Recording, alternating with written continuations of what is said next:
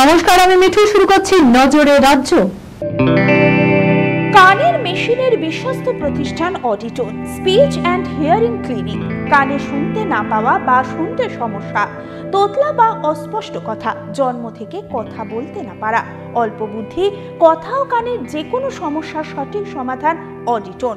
অভিজ্ঞ চিকিৎসকদের পরিষেবার সাথে পাবেন কানে শোনার পরীক্ষা ও যন্ত্র, কান ও গলার ছবি, speech therapy, OAE, BERA, ASSR, ENG, VNG, ইকজি, ভেস্টিবুলার, সাইকোলজিক্যাল পরীক্ষা ও কাউন্সিলিং। বিশদে জানতে যোগাযোগ করুন। নিম্নচাপের বৃষ্টিতে ভাসবে দক্ষিণবঙ্গ। গাঙ্গেয় পশ্চিমবঙ্গে ভারী থেকে অতি ভারী বৃষ্টির সতর্কতা জারি করল আলিপুর আবহাওয়া দপ্তর। রবিবার ও সোমবার সব জেলাতেই ভারী বৃষ্টির সম্ভাবনা রয়েছে। উত্তাল হবে সমুদ্র। শুধু বাংলা নয়, ঝাড়খণ্ড, বিহারেও অতি বৃষ্টির জেরে দক্ষিণবঙ্গের নিচু এলাকা জলমগ্ন হতে পারে আশঙ্কা করা হচ্ছে। 55 থেকে 60 কিলোমিটার পর্যন্ত গতিবেগে দমকা ঝোড়ো হাওয়া বইবে সমুদ্রে। ফলে মঙ্গলবার পর্যন্ত বাংলা ও ওড়িশার মৎস্যজীবীদের সমুদ্রে যেতে নিষেধ করা হয়েছে।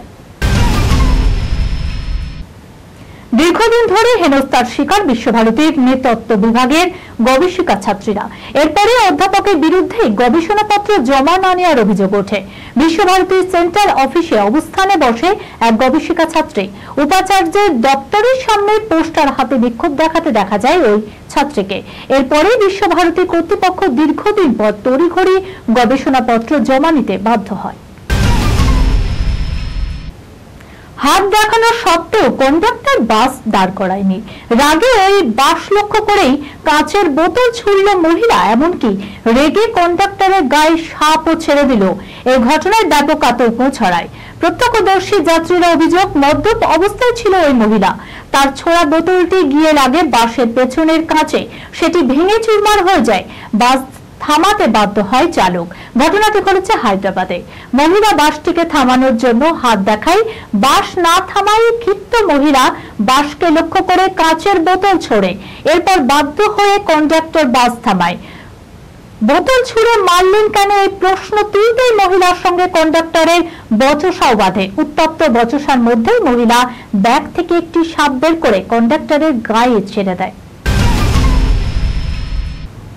আজিকর কাণ্ডে তোলপাড় রাজ্য রাজনীতি। এরই প্রতিবাদে শোরগোল হলেও শিল্পীরা যে যার মতো করে ব্যক্তিগত অবস্থান স্পষ্ট করেছেন। একদিকে বাংলা যখন তরুণী ডাক্তার পড়ুয়ার ধর্ষণ খুনের কাণ্ডে জ্বলছে, বাংলার প্রতিবাদের আঁচ ছড়িয়েছে গোটা দেশে, তখন এমন অবস্থায় বিদেশে শরীরচর্চার ছবি পোস্ট করে মারাত্মক কটাক্ষের শিকার হতে হলো দেবকে। কারো মন্তব্য, এই দেবের ফ্যান আমি নই। কেউ আবার বলছে, প্রশ্ন ছুটছে, বিবেক বিসর্জন দিলেন নাকি। কেউ আবার বলছেন, আজিকর কাণ্ডে আপনার থেকে এত নীরবতা আশা করিনি। তবে একাংশ আবার দেবের পাশে দাঁড়িয়ে নিন্দুকদের জবাবও দিয়েছেন। নজরে রাজ্য এখনকার মতো এই পর্যন্ত। দেখতে থাকুন অন্যান্য খবর। আপনারা দেখছেন TV24 বাংলা, সংবাদ বিনোদন সারাদিন সারাক্ষণ।